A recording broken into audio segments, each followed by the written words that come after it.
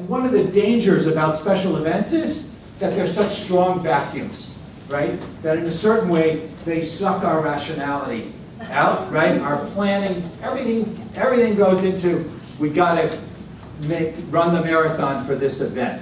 And we forget about thinking year-round and more systematically. So a lot of what we're going to talk about is to pull you back up to that view kind of 5 miles above first before you zoom down into the whole of your special event and lose it.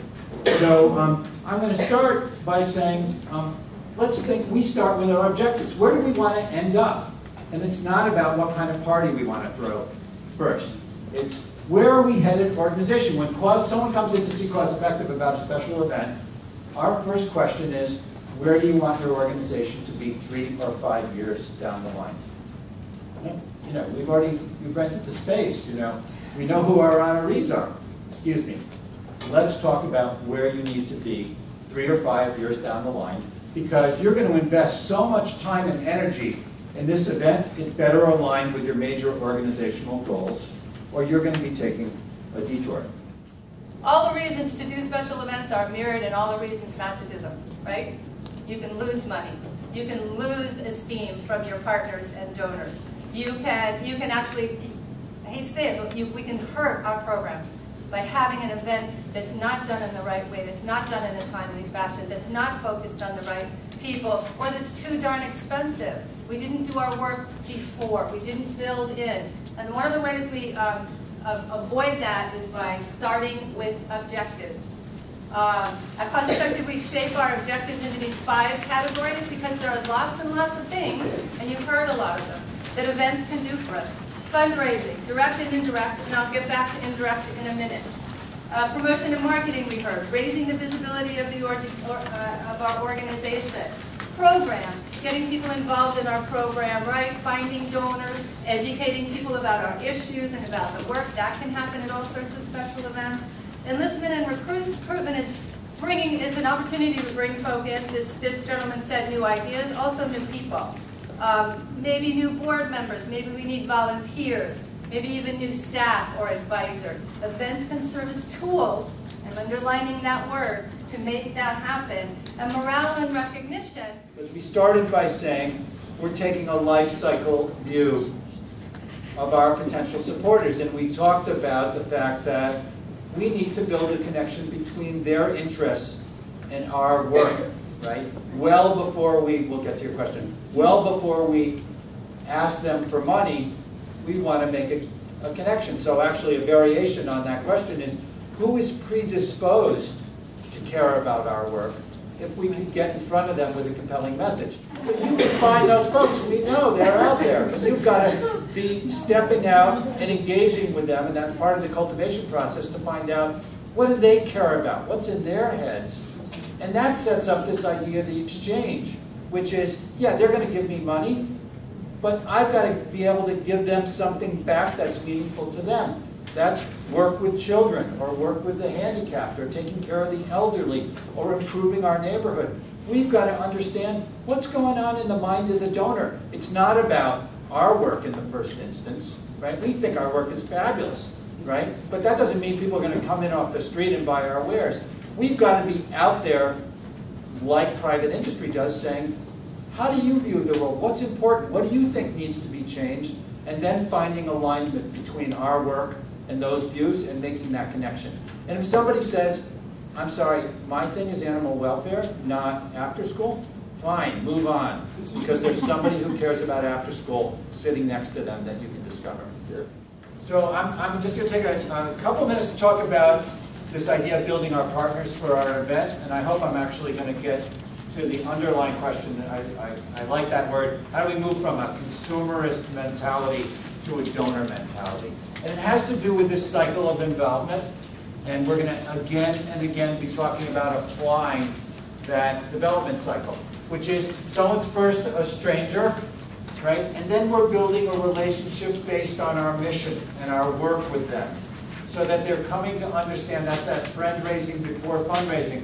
They're coming to understand you are engaged in work that is meaningful to me because of my life experience, worldview, ethical values, something that's deep and important to them. So we're not talking about when the next door neighbor comes and sells Girl Scout cookies, you're buying them because she's cute and she's the daughter of your lifelong friend. We're talking about really connecting on mission, right? Because that's where people are going to become donors, because they both are engaged intellectually and emotionally with their work. So we first want to bring them in to understand the nature of that work and why it is that we need their support. And that's a critical thing that I mentioned around engaging volunteers and board members, which is time is great and an important contribution, but we can't buy the stamps and computers and pay the rent without money as well. And somebody mentioned the importance of unrestricted money. It's partly your job in an intelligible way to educate people who, now that they're excited about the work, to understand this is how we fund it. That then leads them to say, how can I help? And really do the most important thing we want is not just be a donor, but become a solicitor on your behalf. And you've got to carry out that work. Now, or put it in the event framework, 2 months before the event, we can't start moving people rapidly through this cycle. We've got to be working with them over the course of the year to understand our work, to know the program, to become a friend, to understand how we're funded.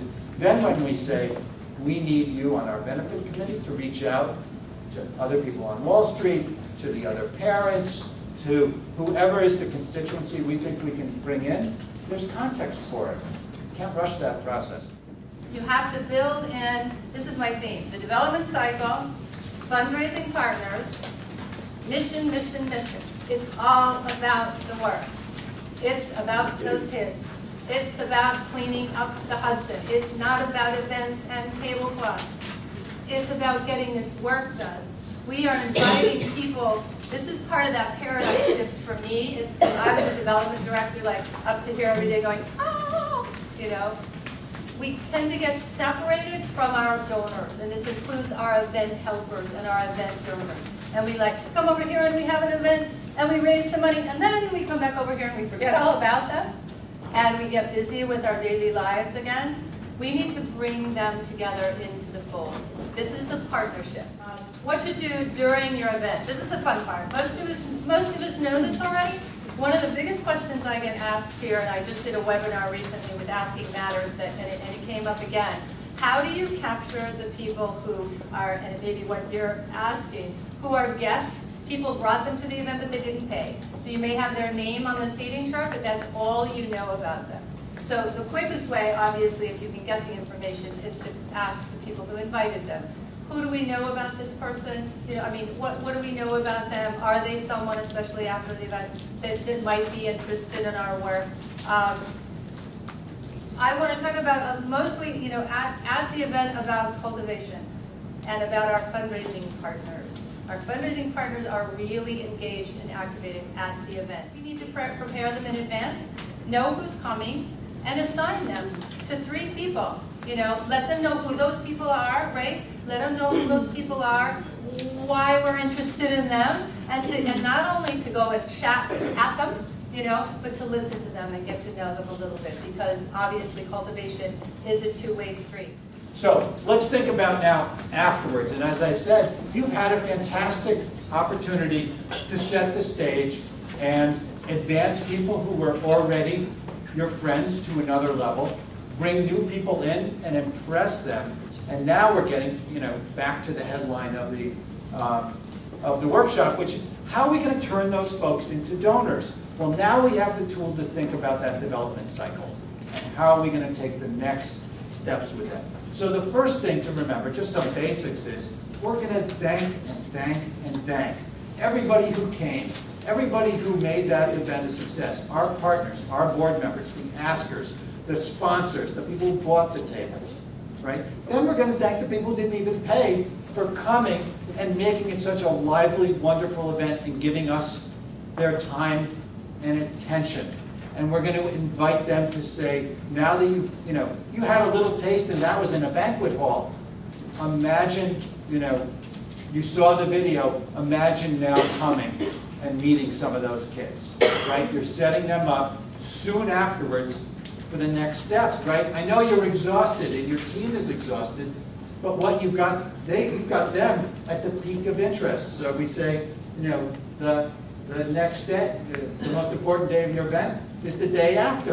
You've got to take advantage of what you've orchestrated that night or that day, yes. And if you're a staff professional, the day after the event, you want to get your staff together and talk about who did you speak to at the event. Right. So that's exactly where we are. You're going to report and celebrate.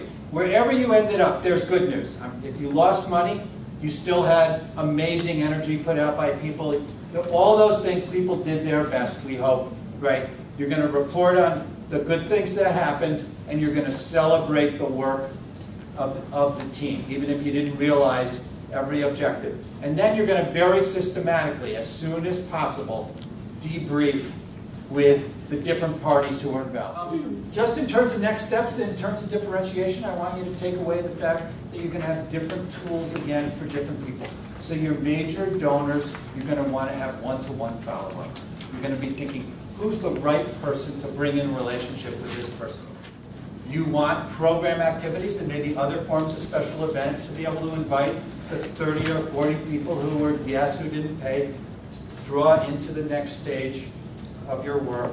And then for folks who didn't make it, or depending on the nature of your event, where you're not quite, you don't have enough information to invest a lot of time, you want to, somebody said it, send them your newsletter. You want to make sure you're communicating and kind of keeping the pot simmering with them, and then offering them opportunities to take another step in. Or if you're typical, you know, there you can send a direct mail ask, and if your typical response is $20 and somebody sends you a $100 check, they put up their hand that says, move me up to the next level, pay special attention to me. You're going to call them, you're going to invite them in, you're going to personalize your relationship.